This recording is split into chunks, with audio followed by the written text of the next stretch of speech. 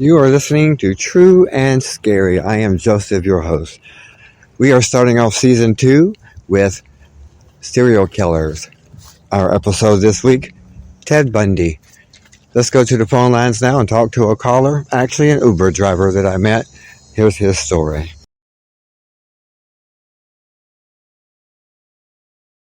From Portland, Oregon, back to Washington State, back to the northern part of Washington State, an area called Whidbey Island, Washington. And my car broke down on Interstate 5, which is the main thoroughway that goes from Oregon to Washington. And I was next to my car, and a guy in a small sports car pulled up and asked me if I needed a ride because I had my thumb out. I was hitchhiking. My car broke down. I had no choice. So I had my luggage, which was basically a backpack, and a couple other clothing items. And I got in the car with the guy. And I had no idea at the time. He seemed like a really nice guy. But he introduced himself as the Theodore Bundy. Oh, wow. So, and, you know, he was wearing a University of Washington shirt. Right.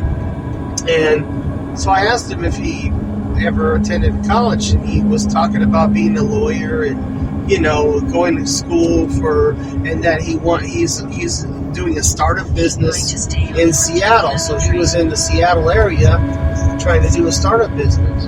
And he ended up giving me a ride for like 160 miles. And he dropped me off in just north of Seattle in a town called Everett, Washington. And I mean, he was the nicest person. I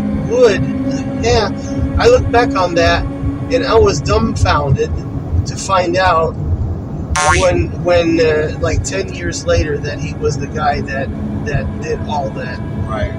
He's the first one I'm doing my season of serial killers about is Ted Bundy, and he was notorious for being charming and very smart, very intellectual. He did go to university and around the Washington area and all that, and wow. That's interesting that you had that experience. Yeah, and, you know, looking back on it, after I found out, everybody I told the story to, they said, well, you're lucky you're alive. You know, like, yeah, well, his victims were all women. Yeah. So he wasn't looking for anything from me, but the kindness that came out of somebody who is thoroughly evil kind of reminds me of a story I heard in the 1930s when Adolf Hitler was before he became the Chancellor of Germany, that he would help homeless kids. He would go and do free artwork in orphanages, and he would do things for children and stuff like that. So supposedly, even the wickedest people out there, like Theodore Bundy would be, in my opinion, super wicked. Right. And Adolf Hitler, who was a mass murderer, they have this weird, like a dystopia, like, or some kind of a split where they feel a need to do good. Right. Well, maybe I was the one need that Ted Bundy had to do good, because I mean, he never charged me for gas. He even bought me a sandwich. He bought me a couple sodas. I mean, that's very scary that you had that experience. I was scared shitless after I found out. Had you known that was him by recognition of face? Well, Would you have you know, this was back when he was still being investigated, and nobody really knew. There were no pictures of him yet. This is before he got arrested and before everything came out, when everything blew up. Right. But I didn't put Theodore Bundy together with Ted Bundy. Right. So, no, I didn't know. I was like, blind. I mean, yeah, I could have been a perfect victim. You're right, but yeah, I was totally blind to the fact. And then when I found out, like 2 years later, because it was like 2 years later, I was seeing the news, and I'm like, that's the guy I got a ride with. I showed my mom and dad and said, "You sure?" I said, "That's the guy I got a ride with." And I remember the car. It was a Spider. It was a Fiat Spider, and I gave that information to the local cop, who was a friend of mine, and he looked it up and said, "Yeah, Ted Bundy had a Fiat Spider." Wow. So it was like, okay, this is crazier than, I mean, Now, had you known that was him, would you have gotten into the car? No, definitely not. If I had seen who, I mean, yeah, they're, I mean, I'll take chances in life, but that's not one of the chances I would take, Did he speak of anything weird and odd out of the normal? Oh, no, he was asking, now that I look back on it, and I saw when he did get arrested, he was talking about girls a lot, and he was talking about, any good spots, any good nightclubs in Seattle. So maybe I inadvertently gave him some leads that I probably regret now, because I told him where all these nightclubs were, because I used to go to Seattle to the nightclub scene, Right. and concert scene, and we talked about concerts. He talked about all these concerts he went to. He loved AC/DC, and he talked about Mott the Hoople and old school rock, like I grew up with. I saw Zeppelin in 1978, 8 months before John Bonham died. Oh, wow. So it was really cool to actually witness in Seattle. And I've seen Heart with Ann and Nancy Wilson. I've seen a lot of good shows. But so he was talking about music and talking about what he liked. So it really, when I look back on this, I said, is that the same guy? This can't be. I couldn't believe it that we're talking about the same person. I was like, well, this guy's like a normal guy. This is very cool that in this Uber that I met you tonight, and we're having this conversation, and this story happened. So we're going to take a little break, and then we'll be right back. You are listening to True and Scary. I am your host, Joseph, and we are talking about Ted Bundy, Serial Killers, Season 2. Thanks for joining us. Welcome to Season 2 of True and Scary. New true and scary stories from around the world. With your host, Joseph. Our feature subject this season will be serial killers. Hang tight. After this short break, we will kick off this exciting new season. True and scary. The fascination with serial killers can be a complex topic and varies from person to person. There are several reasons why some Americans may be intrigued by serial killers. 1. True crime genre. True crime stories, including those about serial killers, have gained substantial popularity in recent years. Books, documentaries, podcasts, and TV shows dedicated to exploring these cases have attracted a significant audience. People are drawn to the suspense, mystery, and psychological aspects of these stories. 2. Morbid curiosity. Humans have a natural curiosity about dark and disturbing subjects. Serial killers are often seen as aberrations of society, and people might be curious to understand their motives, psychology, and the events that led to their crimes. 3. Psychology and human behavior. Serial killers present a challenging subject for psychologists, criminologists, and behavioral analysts. The study of these individuals can provide insights into the complexities of human behavior, mental disorders, and the factors that contribute to criminal behavior. 4. Media portrayal. Serial killers have been featured in popular culture for decades, providing a fictionalized representation of their stories. Books like American Psycho, and movies like The Silence of the Lambs, have achieved great success, further increasing the interest in this topic. 5. Personal safety and awareness. Learning about serial killers can also fulfill a more practical purpose.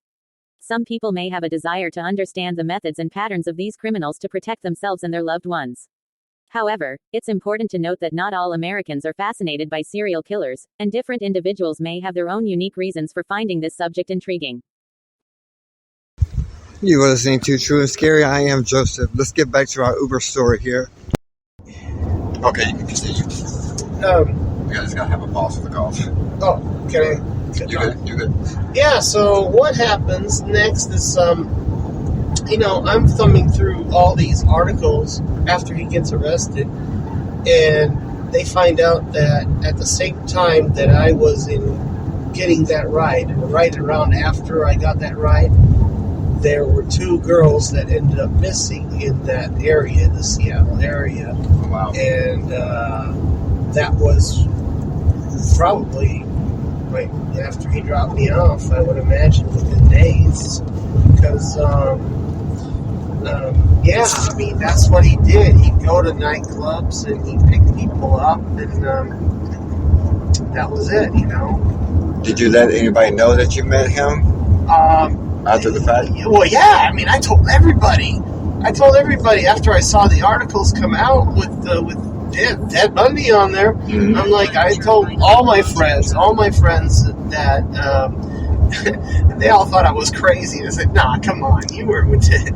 And he said, well, yeah, that's the guy. Yeah. If I had taken a picture of him, I'd have that picture today, but I didn't. I was just getting a ride, and I had no clue. Right. How odd that the strange occurrences in life brought you to that particular moment in time. Yeah. With that person. With that person. Right. Yeah. That was so freaking weird. Things happen in this life for a reason, and I believe that. Oh, I totally believe that. Yes, I totally believe that because,